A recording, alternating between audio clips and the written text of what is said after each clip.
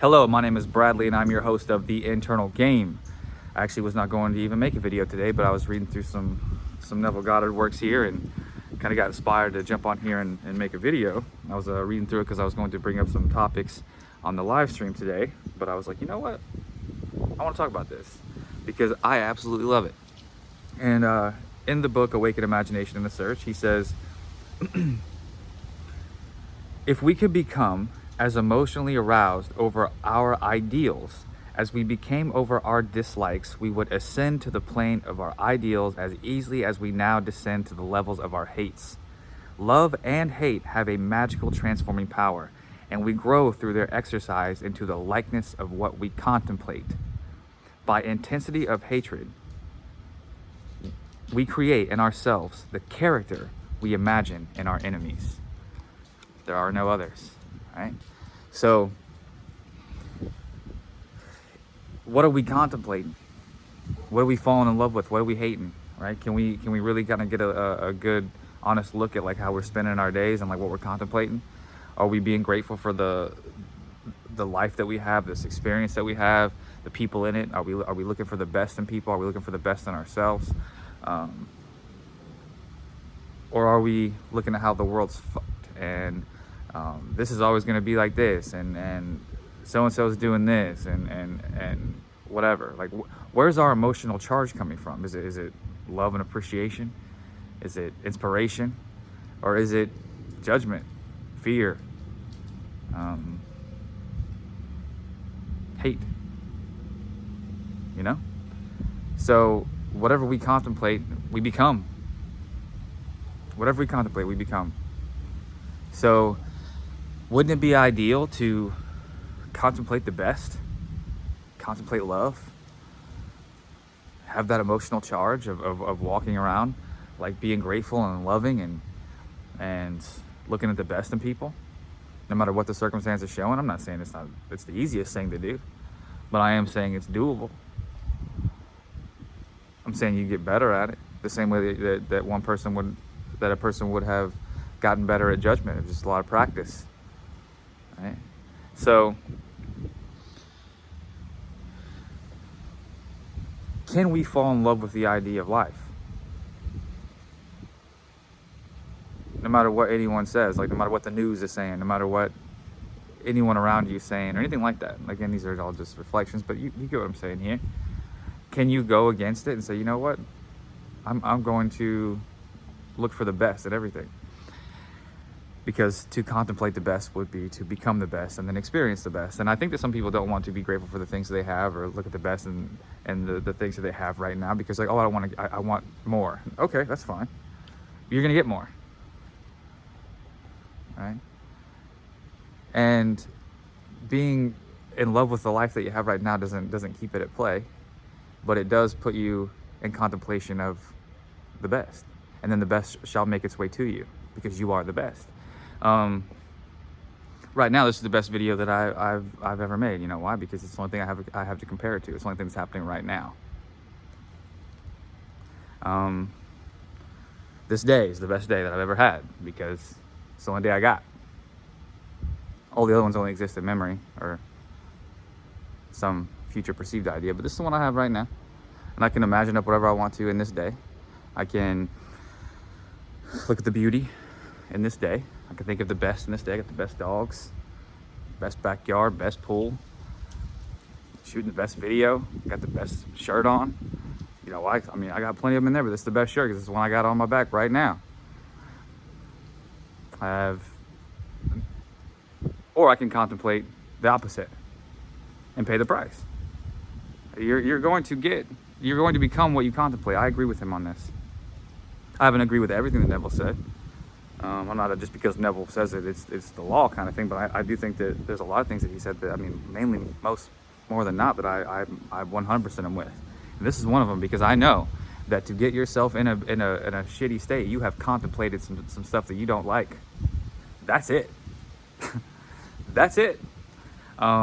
And you've resisted things, and you've said, no, I don't want this to be this way. These things can't be this way. No, but I don't want this. Or oh, what if this happens? Like, you have contemplated things that you do not want, and now you're in a shitty state. If you're in a good state, you've been contemplating some better stuff.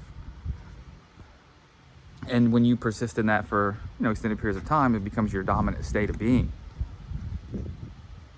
And this predominant state of being is now the best, because you've been contemplating the best. You've been walking around saying, man, this is the best day. Woo! It's the best day. Whatever you're doing, whatever you're experiencing in the moment, like, this is the best. Doesn't mean you can't imagine things to be. That's why you're always doing that. But to walk around and see these, these appearances, these outer, quote unquote, outer conditions that are manifestations from your inner state, and to judge and to hate and to contemplate how much you dislike it, is to live in a world just like it. It's for you to become just like it. So, what's that saying? Actually, it doesn't even matter. I think I was going to butcher it anyway. But you become what you contemplate, right? So if you were to want some really cool life that you think is cooler than the life that you have, okay, well, I want different experiences. Do you even know what these things are? Like, anyone says, I want money, I want one person. How do you want your relationship with your person to be? What are you going to do with this money? What kind of business are you going to start? What kind of company you want to work for? All this stuff. Like, and can you get really, really clear on that and then fall in love with that idea? Because if not, then sometimes by default we don't know, and we just are like, oh, I just know I'm not happy, so I'm going to keep contemplating shit that I don't like. Like, ideally, it would be a good idea to get clear on what you want and then fall in love with these ideals. Because, like you said, if we became as emotionally aroused over our ideals as we become over our dislikes, we would ascend to the plane of our ideals as easily as we now descend to the level of our hates. Like, how long do you want to be, I'm not saying you're doing this, I'm saying if you are, how long do you want to be in your room crying over stuff? How long do you want to be like, oh man, I'm not okay because this isn't happening? Or are you really going to step up and boss up your life and say, you know what, and boss up your state of being and say, you know what, listen here, I know that it's inside first, outside secondary. My faith is in that. That's what my faith is in. And so, because of this, I'm going to get real clear on what it is that I think that I want. And I'm going to fall in love with this ideal, because as long as I can contemplate it, as long as I can give it to myself internally, it has to, by law, because as within, so without, has to show up out there. It has to become my outer experience. Because again, it's just a reflection. So, can you replace the things that you dislike with getting real clear on what it is that you want and falling in love with this ideal under any circumstance, by any means necessary? To fall in love with this ideal and say, this is how it is for me now. This is amazing. Like, this is my life now. Because if I can imagine it, if I can contemplate it, it's mine. And in the meantime, while these things are taking shape for you in the outside world, you walk around contemplating the best, contemplating love, contemplating the harmony of the all, contemplating how good whatever it is you're eating at that moment is the best thing you've ever eaten, because you have nothing really to compare it to, because that's what you're eating right now. To stop being so ungrateful, so ungrateful that you just can't deal with the current life, and you got all your focus on all these things that people are doing, and things you don't like, and that you just miss out on this beautiful experience that you're actually having right now, and to practice being in a loving state, the same way that one has practiced being in a judgmental one, or a one of dislike and disgust. Just practice. So, can you contemplate the best? Because you are. You are the best in your reality. This is your reality. You are the best. And something that always brings me back to a real cool place is I remember one time Eckhart Tolle said, you don't have a life, you are life. Because you have life there's life situations that you may not like, but you are life. You are the universe. You are God. You're not separate from this shit. So that's pretty cool, guys. that, like, even hearing that for myself is enough to just get me like, whew, I'm life. And then to know that, like, my particular experiences is coming from me, and that I have a choice. That I can contemplate the things that I don't like, and I just wish for different, and keep looking on stuff that I want that's not there, and just keep getting myself in a funk, keep the things that I think that I want to experience away from me. Or I can fall in love with these ideals and fall in love with life right now. Because you're going to become what you think about. You're going to become what you contemplate. I love how powerful that line is. By intensity of hatred, we create in ourselves the character we imagine in our enemies. Because there is nothing else. There is no one else. It's just you. Like when you're focusing on all this, judgment to someone is judgment to self. Hatred to someone is hatred to self. You become what you contemplate. So if you're contemplating judgment, you become this. You don't want that. Like, that's not who you are. That's why it doesn't feel so damn good, because it's just not who you are. So to even look past somebody's, I remember Eckhart Tolle says, like, judgment is mistaking someone's unconscious behavior as who they are, or projecting your own unconscious behavior onto someone and mistaking that for who they are. Gold, right? Like, so yeah, okay, so you've woken up a little bit, right? You're like, okay, I know that I'm not my mind, I'm the eternal. And then you're like, how do I deal with people that are asleep still? And it's like, okay, well, are you entirely awake yet? Are you is it, why are you still judging these people? Because if they're asleep, what's the judgment about? Again, they're only reflecting you, but like, what's the judgment about? Fuck it. Like, that's not who they are. And you won't really see this until you recognize the God in you. Like, the namaste is the God in me recognizes the God in you. You can't see the God in somebody else if you don't recognize the God in you. That's why, like I said, Neville's talked about this as well.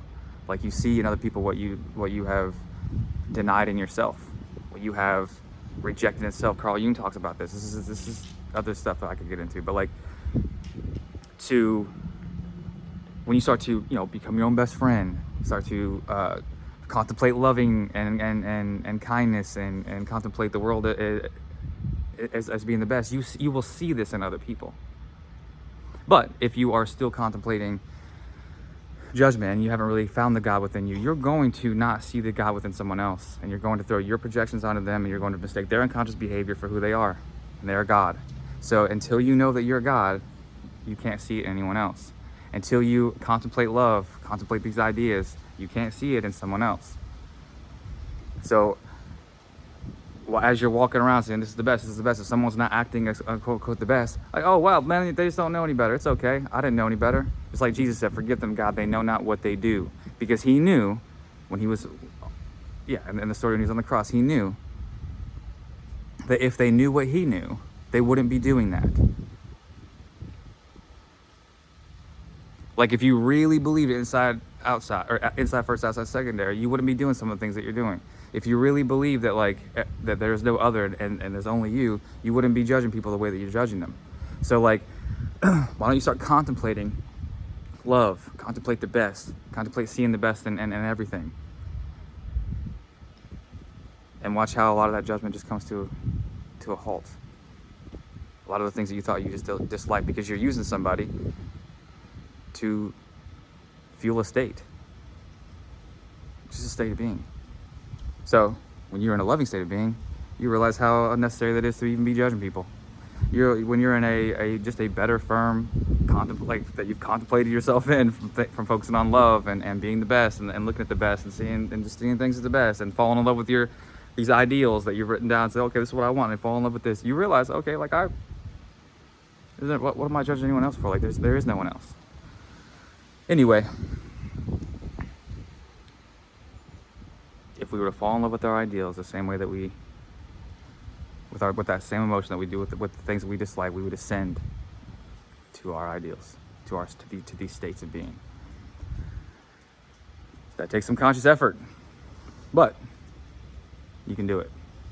And anyway, I love you guys. I'm gonna get ready for the live. See you soon.